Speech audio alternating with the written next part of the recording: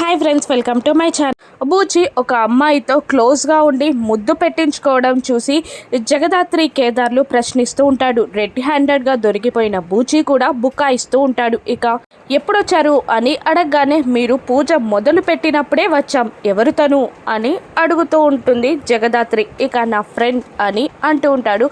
బూచి మీరు ఇక్కడ నుంచి వెళ్ళండి, ఫస్ట్ నేను కాచికి చెప్పే వచ్చాను, పార్టీ కోసం అని చెప్పే వచ్చాను అని బూచి అంటుండగా అవునా అని ఇంకేదో మాట్లాడబోతూ ఉంటారు జగదాత్రి కేదార్లు. అప్పుడే ఫ్యామిలీ అంతా కౌశికి, యువరాజ్, నిషి, వైజయంతి, కాచి అందరూ బూచి దగ్గరికి వచ్చేస్తారు. అందరూ బూచి పక్కన ఒక అమ్మాయి ఉండడం చూసి షాక్ అవుతారు. కౌశికి ఆ అమ్మాయి ఎవరు అని అడిగేస్తుంది. ఇక మనసులో బూచి టెన్షన్ పడుతూ ఉంటాడు. ఈ జగదాత్రి కేదార్లు నిజం చెప్పేస్తే నన్ను వీళ్ళందరూ కలిసి చంపేస్తారు అని అనుకుంటూ ఉంటాడు. ఇక తను నా ఫ్రెండ్ అని అంటూ ఉంటాడు బూచి. అప్పుడు నిషిక నువ్వు ఏదో పార్టీకి వెళ్ళావని కాచి చెప్పింది, మరి ఇక్కడున్నావేంటి అని అడిగేస్తుంది. దాంతో మా ఫ్రెండ్ కొత్త కారు కొంది, అందుకే పూజ చేయించడానికి తీసుకొచ్చాం అని అబద్ధం ఆడేస్తాడు బూచి.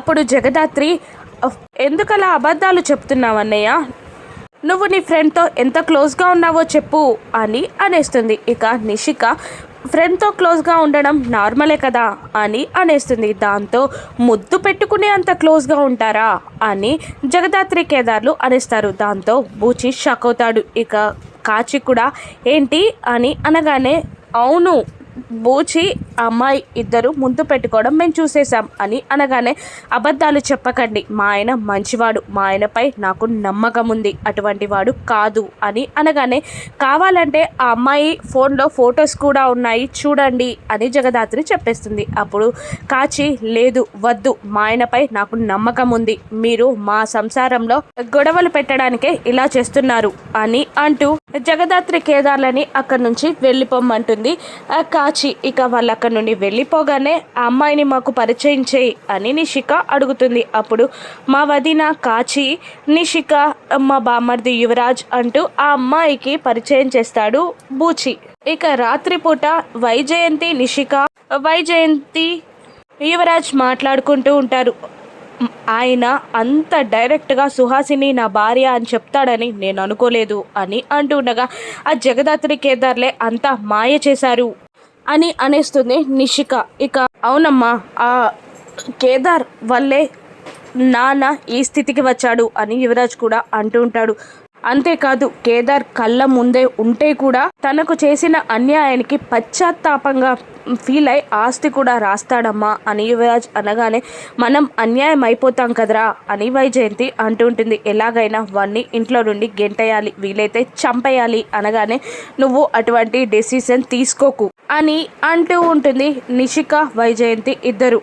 లేదు, నేను వాళ్ళని వెళ్ళిపోమంటే నా చీకటి భాగోతాన్ని బయట పెడతారు అని మనసులో అనుకొని వాళ్ళకి ఇంట్లో ఉన్న సపోర్ట్ అక్క కాబట్టి అక్కని దెబ్బ కొడితే వాళ్ళని ఇంట్లో నుండి గెంటేయడం ఈజీ, ముందుగా అక్కని దెబ్బ కొట్టాలి అని అంటుంటాడు యువరాజ్. అవును అని నిషిక, వైజయంతి కూడా అనుకుంటూ ఉంటారు. ఇక మరోవైపు కాచి గార్డెన్లో ఉయ్యాలలో కూర్చొని ఆలోచిస్తూ ఉండగా దాత్రి కేదార్లు చూసి గుడి నుండి వచ్చినప్పటి నుంచి అలాగే ఉంది, కాస్త మాట్లాడదాం పదా అని అనగానే అప్పుడే బూచి వచ్చి కాచి పక్కన కూర్చుంటాడు. ఏంటి ఇంత చలిలో ఇలా కూర్చున్నావు, ఏం ఆలోచిస్తున్నావు అని కాచిని బూచి అడగగానే ఆ అమ్మాయి ఎవరు అని కాచి అడిగేస్తుంది. చెప్పాను కదా నా ఫ్రెండ్ అని అంటూ ఉంటాడు బూచి. నువ్వు అబద్ధం చెప్పావు, తనకి నీకు ఉన్న మధ్య రిలేషన్ ఏంటి అని అడిగేస్తుంది కాచి.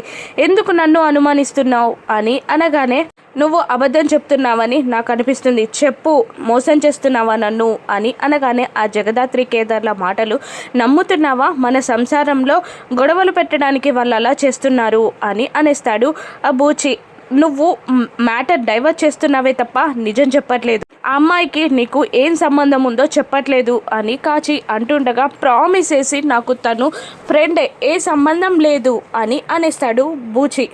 దాంతో వాళ్ళిద్దరూ షాక్ అవుతారు జగదాత్రి కేదార్లు. అబద్ధం చెప్పినందుకు నన్ను నమ్మట్లేదు కానీ ఆ జగదాత్రి మాటలు నమ్ముతున్నావా అని బూచి అడగగానే అవసరానికి అబద్ధాలు చెప్పే మనకి నమ్మకం గురించి మాట్లాడే వాల్యూ లేదు, నువ్వు జగదాత్రిని నమ్ముతున్నావా అని అడిగావు కదా, ఖచ్చితంగా నమ్ముతాను, తను ప్రాణం పోయినా అబద్ధం చెప్పదు అనగానే జగదాత్రి హ్యాపీగా ఫీల్ అవుతుంది. మళ్ళీ కాచిబూచికి వార్నింగ్ ఇస్తుంటుంది. నిజంగా తనకి నీకు సంబంధం లేకపోతే సరి, సంబంధం ఉందని చెప్పినా నువ్వు నాకు మోసం చేస్తున్నావని నాకు తెలిసినా నేను ప్రాణాలతో ఉండను అని బెదిరించి వెళ్ళిపోతుంది. ఇక ఆ రహస్య స్నేహితురాలి గురించి తెలుసుకోవాలని జగదాత్రి కేదార్లు అనుకుంటూ ఉంటారు. ఇక తెల్లవారగానే వైజయంతి అనేసి మాట్లాడుకుంటూ ఉంటారు. అంతా మీ సుపుత్రుని వల్లే. ఆ కౌశికి వదిన ఆల్రెడీ లాయర్ని పిలిచి కూడా ఆస్తి కేదార్ పేరు మీద రాయించాలి అని చూస్తుంది అని అనగానే కింద నుంచి యువరాజ్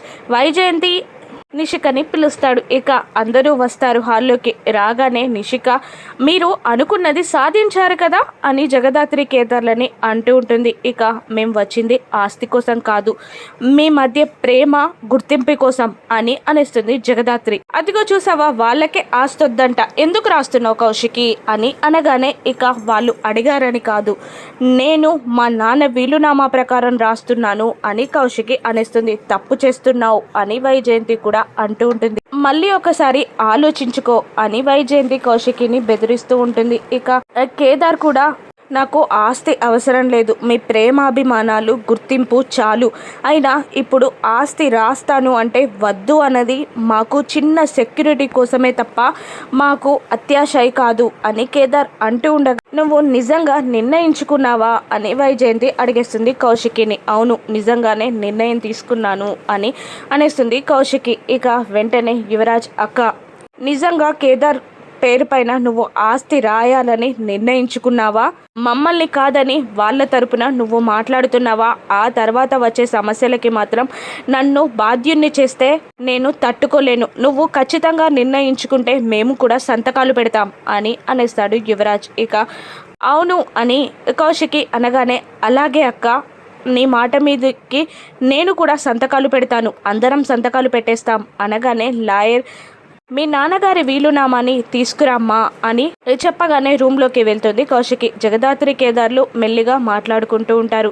ఇంత తొందరగా నీ పేరు మీద ఆస్తి రాయడానికి యువరాజ్ ఒప్పుకున్నాడు అంటే నాకు అనుమానంగా ఉంది అని జగదాత్రి అంటుండగా, అవును, యువరాజ్ ఖచ్చితంగా ఒప్పుకోడు నా పేరు మీద ఆస్తి రాయడానికి, ఏదో ప్లాన్ చేస్తున్నాడు అని కేదార్ కూడా అంటుంటాడు.